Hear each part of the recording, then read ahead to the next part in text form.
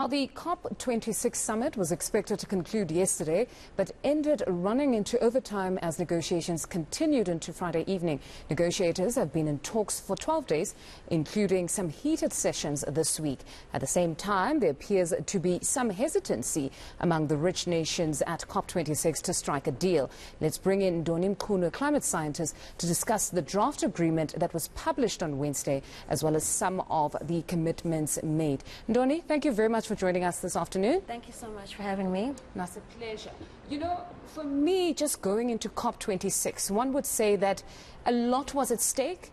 A lot, honestly. But also there was a lot of cynicism around COP26, with many holding the view that, you know what, we've got a situation where the developed nations, which have built their economies and industries on the back of coal, are now somehow strong-arming these developing nations into rapidly transitioning to clean energy. What has been your general view of COP26? Well, COP26 is a conference. There's a lot of events that happen prior to COP26. There's a lot of discussions that happen prior to COP26. So the conversation around developing countries, or rather developed countries learning from developed countries to get, you know, greener in their country, it's something that's really been a debate that's been going on. And the debate as a developing country is, we are not emitting as much emissions as you are in the developed world. So why is it that the emissions or the targets that we have, they need to be the same for developed countries and developing countries? And at least it's part of the conversation now. For me, if it wasn't a part of the conversation, then we're talking another debate. So this whole draft is really focused on how do they balance, you know, the emissions of the developed world, as well as the vulnerable countries, as well as the people that are economically reliant on fossil fuels. And I think that's a very important conversation to have. I was quite pleased that they stood their ground as Africa, honestly, with these conversations. Because many assumed that you're going in there, you're weaker. But they really said you've got to take our economy into account. If you have industrialized now, we still need coal. But to the concessional financing. I mean, many have been talking about the fact that if you're going to give me soft loans, it really does nothing for a country when, such as South Africa, we already are indebted to several other institutions. We cannot afford it. So if you're going to tell us that you've got grants, perhaps we could speed it up. So the 130 green package, what is your understanding of what is this? Is this soft loans? Is it a grant for first phase? What exactly do you understand of the 130 billion? As far as I know, that it's grants. And what I know that they've really failed in, like, committing to those targets over the years. So if we look into how long they've actually been saying, since 2010, they've been saying that they're going to deliver $100 billion per year for developing countries, but they have not reached those targets. And the new draft is saying, well, we're sorry.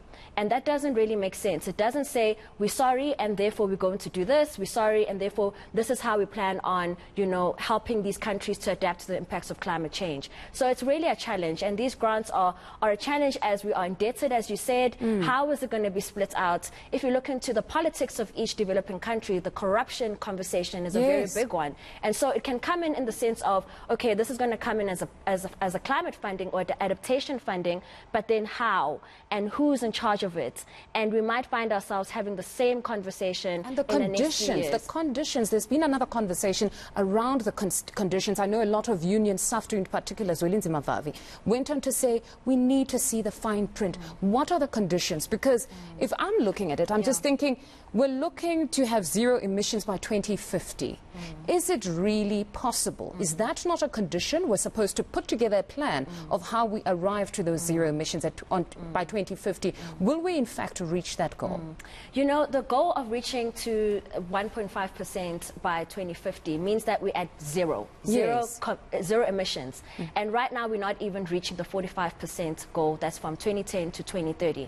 And so it's a real challenge on, if we're not reaching the 45%, how are we going to reach the 100% by 2050? So I don't want to jinx it and say they're not going to reach it. But then when you talk about the limitations and the fine print, you know, usually when these kinds of fundings come in as a developing country, it's kind of defined for you what you need to research on, what you need to focus on, and where you need to put your money. And it's not necessarily coming from what do you need and how are you going to spend your money. And it's usually people coming into your country, you know, putting in projects and then leaving you dry. And so I think for me that fine print is a very important conversation, and it is a very important conversation to see how actually are we going to develop from these kinds of funds and how we're going to manage these funds. But there's also been criticism against us developing nations. Ooh, I'm wishing that we're developed already. I'm moving ahead. It's so confusing.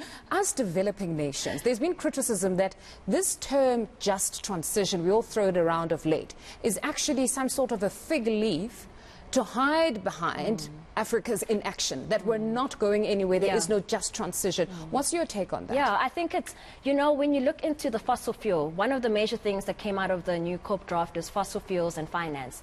And one of the arguments is, you know, they just change of word, damping down, phasing off. What does phasing off mean? Why can't you stand your ground and say, you know what, we are cutting out fossil fuels, we are cutting out and going to renewable energy. You can see what's going on with Eskom. And as long as we are phasing off into renewable energy, we're never going to reach the goal. And so it is just a matter of a conference changing the names from Millennium Development Goals to Sustainable Development Goals. Are we reaching the goals? That's the real question. And so I really believe that these kind of terminologies are just a way of fluffing out, or a way of us trying to, like, you know, show that we're changing, but we're actually not. And then speaking of Eskom, with all the challenges that they face, the blackouts, I know Andre de Ruyter no longer wants us to use that terminology. He said it's incorrect. So the rolling blackouts or load shedding itself. Is that not a test case now, or somehow strengthening the case for us to move to cleaner and more reliable energy, what we've seen this past week? It's definitely a case of us seeing how can we really get in other organizations, other companies to get into the energy space. It can't be that we're only reliant on Eskom. It's not sustainable. But then it's also a broader debate as a developing country to say, why haven't we gone into a green energy you know, transition as a country? And we look into who's dependent on coal as energy in terms of jobs, in terms of the economy. What kind of a role does Eskom play in economic development? And so it becomes very difficult to for say us to move away. For us to move away. You can't, you know, I don't want to say you can't, you can, but there needs to be really tough conversations to say when we are moving away from Eskom and we're going into what happens to job creation, skill development for those that want to get into renewable energy, and we have to find that balance. Otherwise, it's going to be war. Because right now the whole debate is around that if we're going to go to nuclear, we're going to have to import the skills. There will be very little to benefit in terms of South Africans. We've got those in eMalahleni, they're going to lose their jobs, we're going to have ghost towns. But that whole conversation, I'm worried that, you know what, the world keeps on moving. We'll eventually have to go green. But I'm seeing unions still fighting government to say we need to remain with coal. Is that really the route to take, or they need to start upskilling now the labor to say we want to have a local economic development plan for eMalahleni? Because we know what happened with Gauteng. We were a mining province, but we diversify the economy. We are a strong contender in Africa. So perhaps the same thing should happen where they model themselves around what happened in Gauteng. Are you seeing that with unions just accepting and saying, perhaps we now need to start to move because it's happening? Yeah, look, I don't blame them. And I'm going to take a very strange stance on this, in that, you know, our government, our private sector is very reactive. You can't tell people we're just going to move.